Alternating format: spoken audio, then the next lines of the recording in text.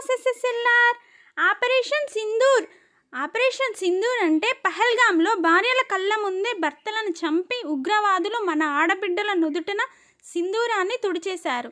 దానికి ప్రతీకారమే ఈ దాడి అన్న అర్థంలో ఆపరేషన్ సింధూర్ అని పేరు పెట్టారు.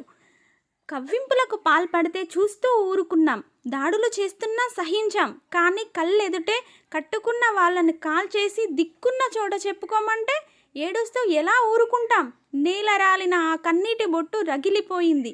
ఐదోతనం తుడిచేస్తే నుదుటన చెరిగిన ఆ సింధూరం విస్ఫోటనమైంది.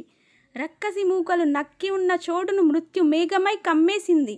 త్రివిధ దళాల సాక్షిగా మిసైళ్ల రూపంలో దూసుకెళ్లి ఉగ్ర మూకలను మట్టు పెట్టింది. వారి నెత్తురు చూశాకే దానిలోని వేడి చల్లారింది. ఇది ఇక్కడితో ముగిసిపోదని గట్టి హెచ్చరిక పంపింది.